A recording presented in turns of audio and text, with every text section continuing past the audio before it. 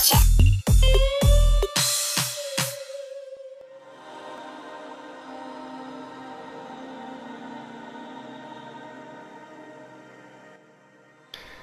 No Man's Sky is no average game, and while each player will experience some constants, each will have their own unique journey through this digital universe.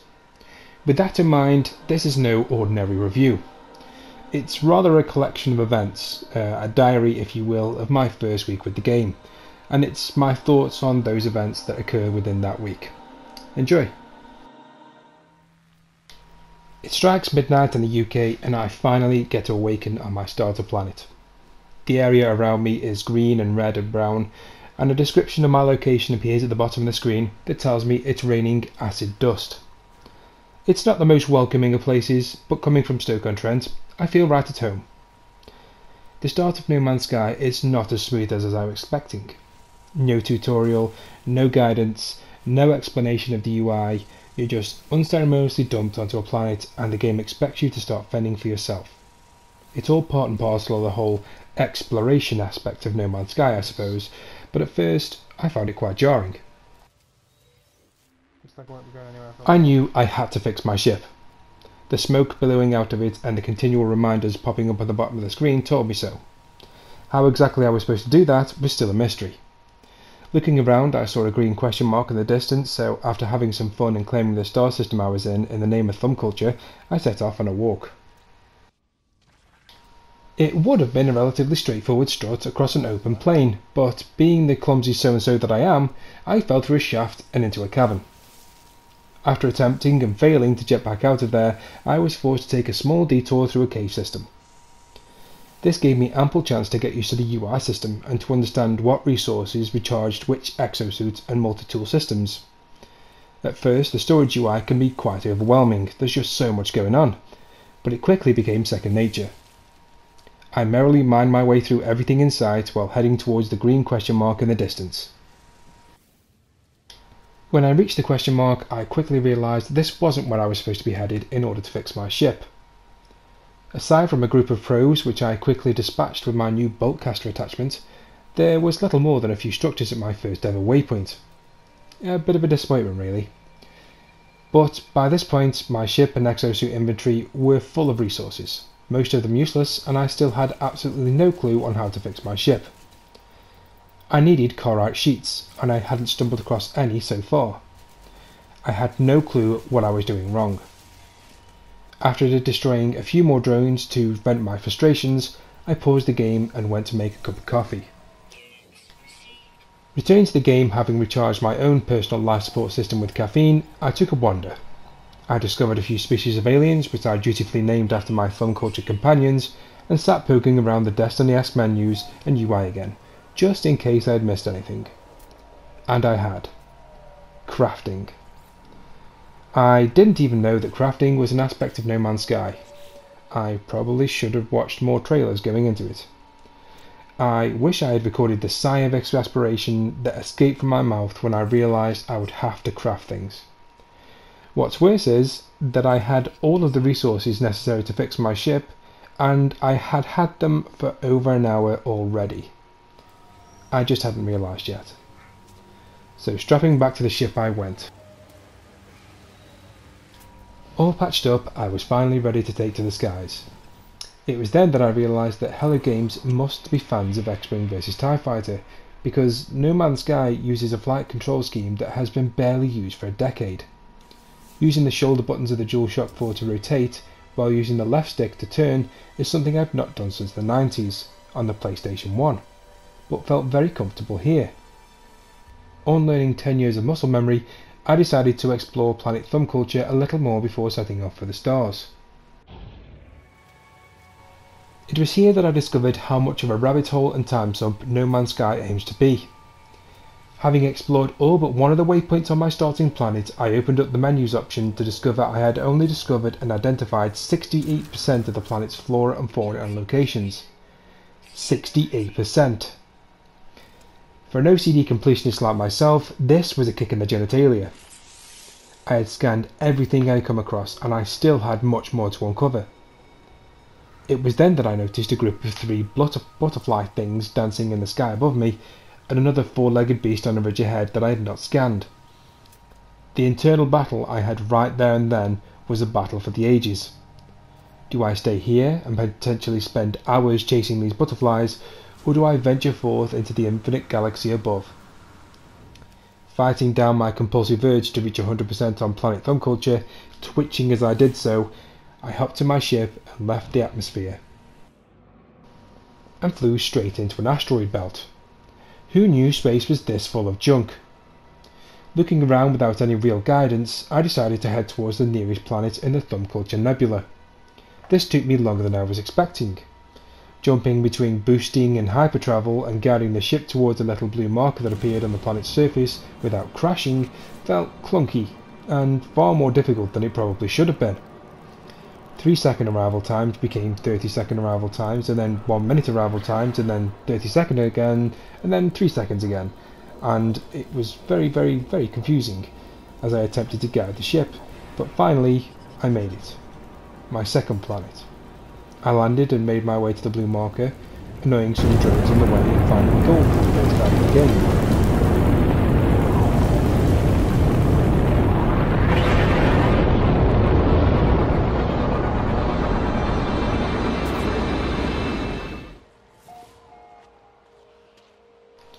It was past 3 in the morning at this point, and my personal life support system was running low.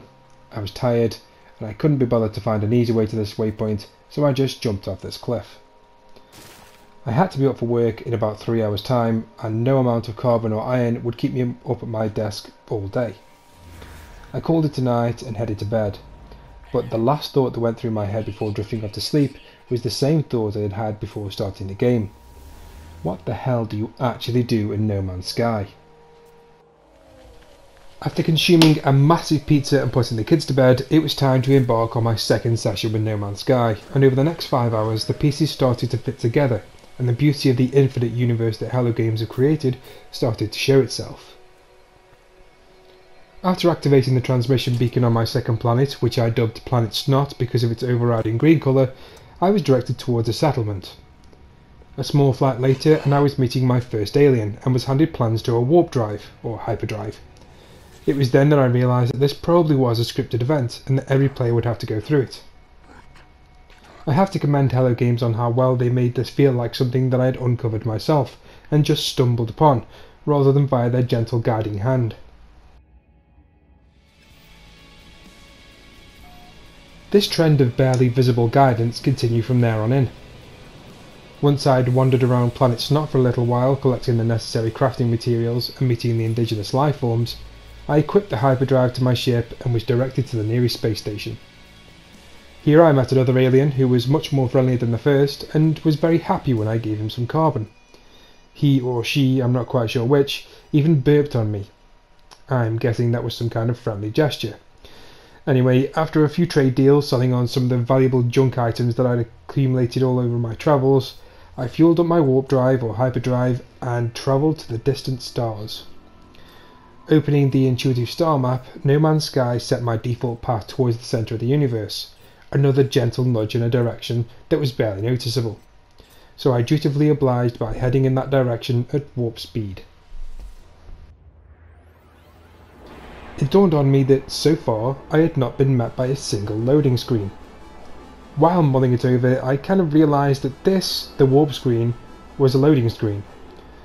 Looking back at it, No Man's Sky had already been full of very clever corridor loading sections that seamlessly buffer your destination before you head there.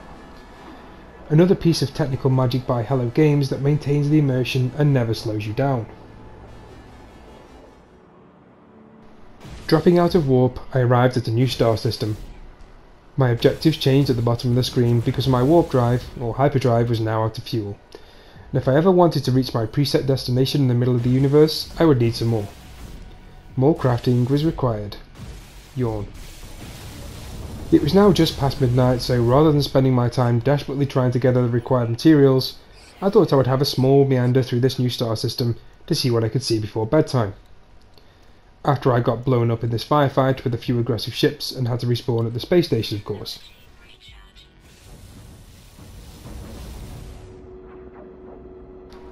3 hours later and I'm still playing No Man's Sky, and in that time I've fallen in love with it. I've hopped from planet to planet and just explored. This is what No Man's Sky does best. It's just so easy to get lost in its enormity and beauty, soaking in all of it while the time just ticks away. And what's even more impressive is that none of it was specifically designed to please the player. Everything is random, generated from a set of numbers and functions in a formula. There are no specifically designed reads or vistas that the game forces upon you to take your breath away, like most other games do.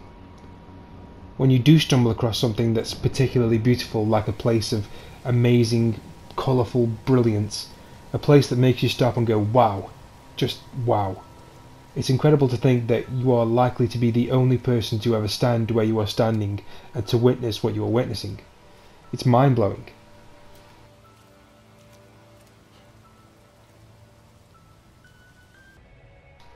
Sure, there are experiences that every player is likely to have.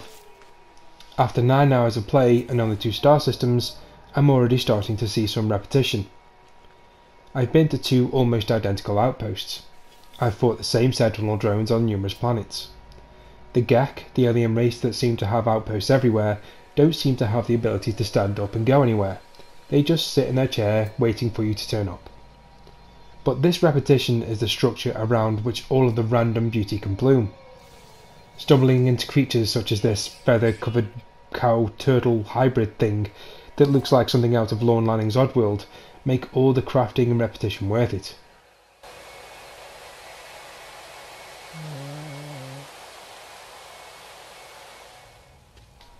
And then there are creatures that wouldn't stand out if they were stood next to Pikachu and Bulbasaur in Pokemon, like this mushroom chap I found a little later on. After 8 hours, I'm still having my breath stolen from me by the universe and its inhabitants, but not so much the gameplay. And so, on day 2, I finally figured out what the hell you were actually doing in No Man's Sky.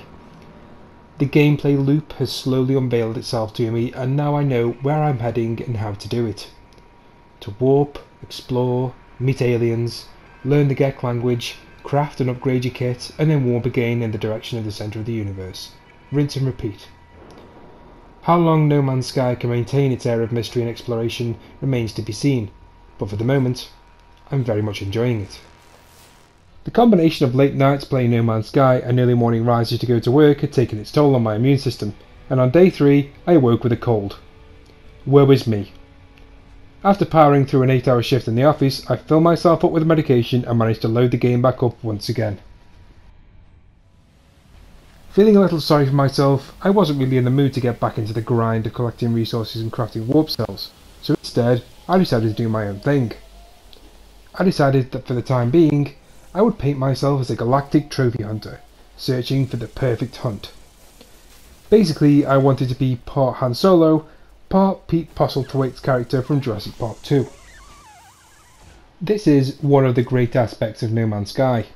Should you have an imagination and decide that you want to be something or be someone within this galaxy, you literally just have to pretend that that's the case. It's a massive sandbox that you can literally do whatever you really want to. I mean, there are constants and there are restraints, but for the most part, you're free to do what you want. If you want to go and be a space pirate, or a bounty hunter, or an astrocartographer, you can just do it. The world, the galaxy, the universe is your oyster. And being a trophy hunter, it was fun for a time. I explored star systems to seek out new life and new civilizations, to boldly go where no man had gone before, and then shoot them in the face. I took on all manners of beasts, but eventually the cracks in the procedural generation started to show. While cosmetically each flora and fauna I came across were unique, their interactions with me and their surrounding areas were the same. Some would try to run away as soon as they saw me. Others would attack on sight. But not once did I see an animal eat or drink or interact with the world in any way. They just kind of exist there, and they'll kind of move the same way, and eventually you just kind of start seeing the same animal over and over again.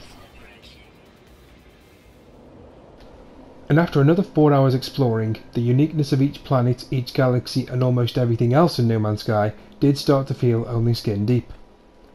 I'd now been to hundreds of waypoints, maybe thousands, most of which had the exact same layout.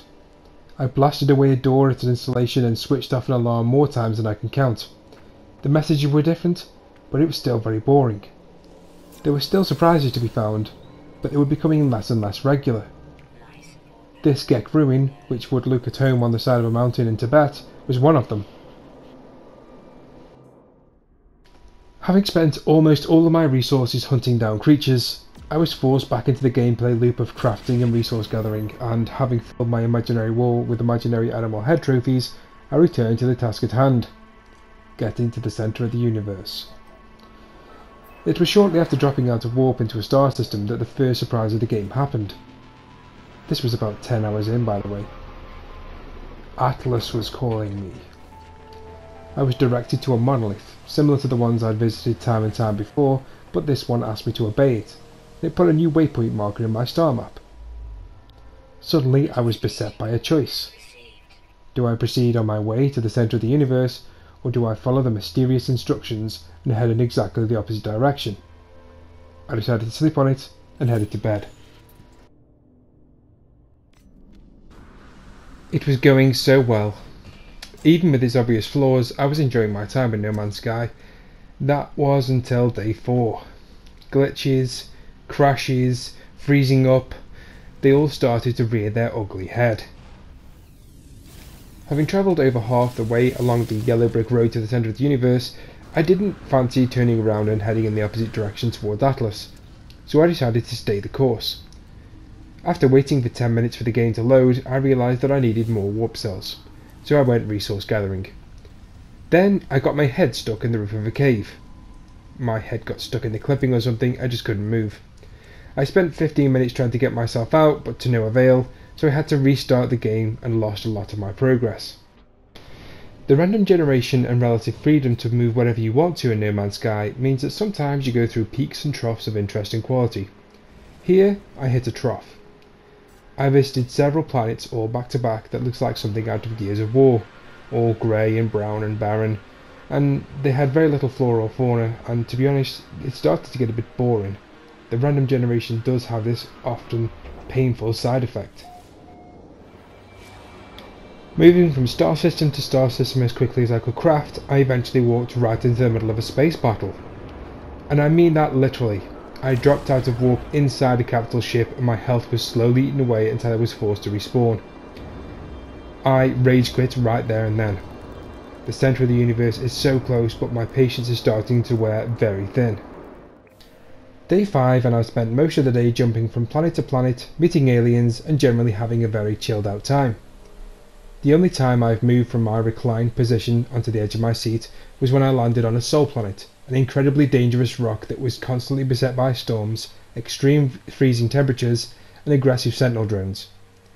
Surviving there was a real struggle, and the resource gathering mechanics were dragged to the fore as I struggled to keep myself alive. Slowly I made my way along the golden thread towards the centre of the universe, and after a total of 35 hours played, I made it. I made a decision.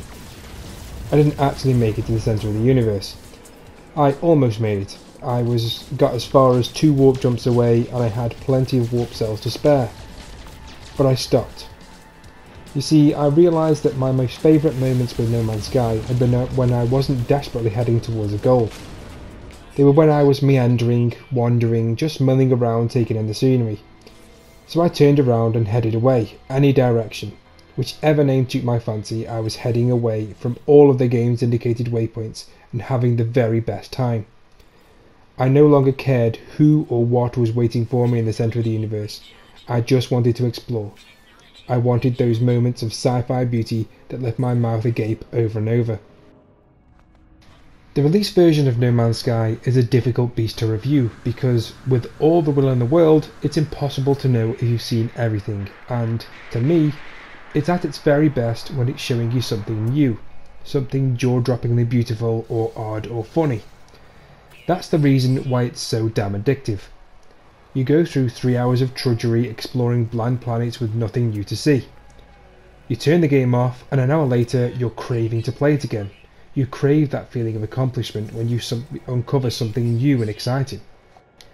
Even with the rough start, the bugs, the freezes, the crashes and the occasional boring slog, No Man's Sky is full of wonderment, and all of its flaws are easily forgivable in exchange for those moments of mystery and discovery. What's evident is that most of the mechanics only exist in order to give this universe a reason to exist. The crafting, the resources, the intentionally restricted inventory, the scanning of animals and plants, the upgrading of equipment, the awkward space combat, everything that has grated on me during this week were the only parts of No Man's Sky that are designed to drive you forward and to give you something to do, to give you a goal. They are the aspects that were added to give it mass market appeal, the reason why we've seen so many awesome trailers for it, the reason why it's been so hyped up. They are the reason why it's avoided being dubbed just another walking simulator or just another survival game, when in actual fact, flying to a new planet and taking a walk is the most pleasurable experience in No Man's Sky. And so, a week of playing it, a conclusion. No Man's Sky is the most difficult game I've ever had the pleasure to critique, primarily because I flip-flopped from adoring to disliking it so many times over the past few days. This game has given me so many memorable experiences. Fighting off waves of crab, spider, turtle things in the middle of a snowstorm, desperately searching for zinc to keep myself alive. Or landing on an idyllic world where the long blue grass just blows in the wind, and the creatures follow me around and bring me minerals. There are so many standout moments of my week with No Man's Sky, and it's incredible to think that those are my moments, my experiences with No Man's Sky. That this is the way that I played the game and this is the way that I played it alone. No one else will see what I've seen and the way that I've seen it. The distant, ambiguous guidance that felt so jarring at the start of the game became one of its greatest strengths as the game progressed. It's a giant sandbox, the biggest ever made, for you to go and play around in and make your own impressions, make your own memories, and take your own journey. Then there are moments when I've wanted to tear what little remains of my hair out in exasperation. When the game crashes or I end up getting stuck in a piece of the environment. Then there are the periods when I've seen nothing but grey and brown dust planets of boredom and no way to move on until I've gathered enough of the sparsely populated resources. Then there is the skin-deep interaction with the world, the cookie-cutter waypoints, the bland conversation with aliens, the flora and fauna that look so unique but are little more than a new skin on the same animatronic skeletons. It's a bemusing game, and the best analogy I can make for it is that No Man's Sky often feels like walking around the biggest museum ever built. A museum so big that you can never hope to see everything inside it. Every painting and sculpture within its walls are different. Some are bland and uninteresting, others are fascinating and exciting. There are signs along the walls directing you to a spot in the museum, but you're not told what's on those signs and what's in there and what's waiting for you. Now, if you're the kind of person that would follow the arrows, taking in the occasional piece of artwork along the way, but what's waiting for you at the end of the destination is more important than anything that's on display on the walls, you'll likely find No Man's Sky frustrating. On the other hand, if being hopelessly lost in a giant museum alone, surrounded by art that you alone are likely to ever see, if that sounds like a dream come true to you, then No Man's Sky is the game for you. It took me a while to realise it, but No Man's Sky is more about the journey rather than the destination, and for the first time so far in 2016, I'm going to continue to play a game after I've reviewed it. Hell, I might even restart it to see how my second journey differs from the first. That's the beauty of an infinite universe.